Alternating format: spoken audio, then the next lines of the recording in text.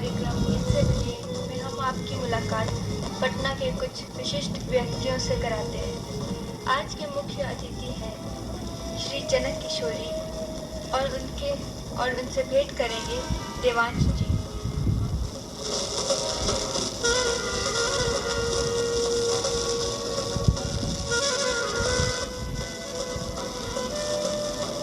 कहते हैं गिरते हैं वीर मैदान जंग में, मुत्तिफिल क्या गिरे जो घुटनों के बल चले। आज हमारे बीच मौजूद हैं पटना की एक जानी मानी हस्ती और समाज सेविका श्रीमती जनक किशोरी जी। जनक किशोरी जी, आपका हमारे स्टूडियो में बहुत बहुत स्वागत है। नमस्कार। जनक किशोरी जी, सबसे पहले हमारे दर्शकों को आप ये बताइए कि आप एक समाज सेविका हैं, तो आपको समाज सेविका बनने का जो प्रेरणा है वो कहाँ से मिली?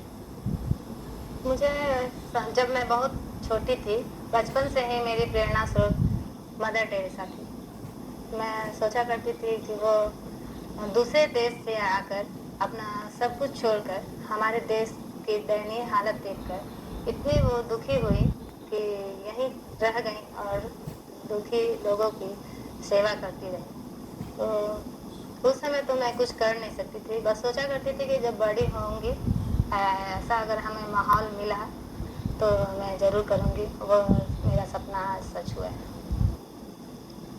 कहते हैं कि एक महिला होती है, उसके कई रूप होते हैं। आप एक तरफ समाज सेविका हैं, एक माँ हैं और एक पत्नी हैं, तो आप अपने परिवार और अपने काम के बीच तालमेल कैसे बिठा पाती हैं? इसमें मेरे परिवार वालों का योगदान बहुत है। वही लोग मेरा इतना अधिक उत्साहित मुझे करते हैं और खासकर मेरे पति, वो मुझे बहुत उत्साहित करते हैं। बोलते हैं कि तुम अपना जो भी तुम्हारा जो सपना है वो तुम पूरा कर सकती हो। इसलिए वो लोग घर का भी बहुत मदद मेरा कर देते हैं। बच्चे मेरे समझदार हैं, वो खुद अपना सारा कार्य कर लेते हैं, स्कूल का होमवर्क करना, अपने से तैयार होना। इसलिए मुझे काफ़ी वक्त मिल जाता है और फिर उन लोग को भी मैनेज कर लेती हूँ, उन लोग का भी काम देखती हूँ और किसी से मुझे कोई शिकायत नहीं है, ना बच्चों को मुझसे शिकायत है, ना मुझे उन लोगों से कोई शिकायत है। अभी अभी आपने कहा कि आपके पति ने आपका पूर्ण सहभागी आपके साथ निभाया। उन्होंने कहा कि आपका जो कुछ भी सपना है उसको साकार करने में वो आपकी मदद करेंगे। तो हमारे दर्शक ही आपसे जानना चाहेंगे कि आपका सपना क्या है? मेरा सपना है एक खुशहाल भारत का, समृद्ध भारत का एवं शांतिपूर्ण भारत का। और यह अकेले मेरे संभव नहीं है। यह तभी संभव है जब हमारे जैसे ही भावना हमारे देश के 1 अरब लोग सभी मिलकर ये सोचेंगे और उसका समाधान करना चाहेंगे, तभी यह सपना मेरा संपूर्ण होगा। ये तो सुनने में बड़ा अच्छा लगता है कि समृद्ध भारत हो, समृद्ध हमारा देश हो, आगे बढ़े, तरक्की करे। लेकिन जब ये बात आती है कि व्यवहारिक रूप में देखा जाए तो बहुत सारी समस्याएं होती हैं और उसका शिकार तो या कुछ भी अच्छा करने की जो शुरुआत होती है वो अपने परिवार से होती है, घर से होती है। तो हमारे समाज में जो भ्रष्टाचार और अपराध वगैरह है, तो उसको एक समाज सेविका के रूप में आप क्या सब करती हैं या करना चाहेंगे जिससे कि ये कम हो सके या फिर इनको जड़ से खत्म किया जा सके?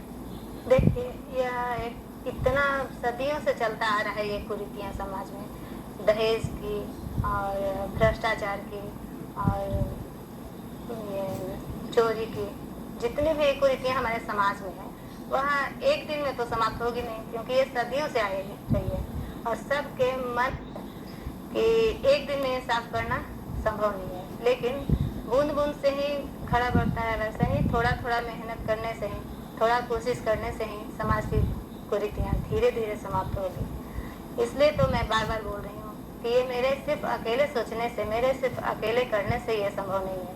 ये बार बार मैं आह्वान करती हूँ अपने पूरे देश के लोगों को, जनता का, कि सब लोग मिल करके ये कुरीतियों को समाप्त करने का मन में ठाने। बहुत नेक विचार हैं आपके और हम आशा भी करते हैं कि आप आगे भी ऐसा करते रहेंगे। हमारे समाज में कुरीतियाँ हैं उनके प्रति लोगों को सजग करती रहेंगी। मैं अपने दर्शकों को बता दूं कि श्रीमती जनक किशोरी जी प्रयास नाम के स्वयंसेवी संस्था से जुड़ी हैं और उसकी अध्यक्षा भी हैं। इन्होंने अवार्ड्स भी जीते हैं। अपनी चर्चा को हम अगले कार्यक्रम में फिर से उसको कंटिन्यू करेंगे। चलते चलते हमारे दर्शकों को अगर कोई संदेश अगर आप देना चाहें तो आप दे सकती हैं। बस एक ही संदेश मैं देती हूँ कि आप लोग भी मेरे कंधे से कंधा मिलाकर चलें और मेरे जो सपना है उसको अपना सपना बना लें। और ये जब तक प्रत्येक भारतीय, हर लोग नहीं ये सोचेंगे, तब ये सफल मेरा मिशन नहीं होगा। मेरा जो सपना है उसको मैं मिशन का रूप देना चाहती हूँ, एक संकल्प के रूप में मैं इसे ले रही हूँ कि पूरे समाज की इस कुरीतियों को समाप्त कर दूँ और एक खुशहाल भारत की कामना करूँ। बहुत अच्छे विचार हैं और आपके, मैं क्या कहूँ, मुझे शब्द नहीं मिल रहे हैं इसको कहने के लिए। और इसी के साथ मैं इजाज़त लेना चाहूँगा अपने दर्शकों से। दर्शकों, अगले हफ्ते इसी चैनल पे इसी समय हम आपसे फिर मिलेंगे। तब तक के लिए इजाज़त दीजिए। नमस्कार। नमस्कार।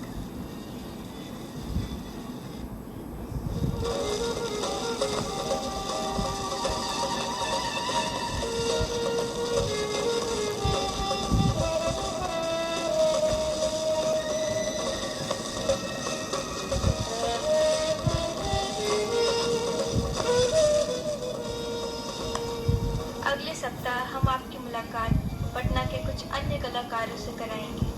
तब तक के लिए विदा चाहते हैं। नमस्कार।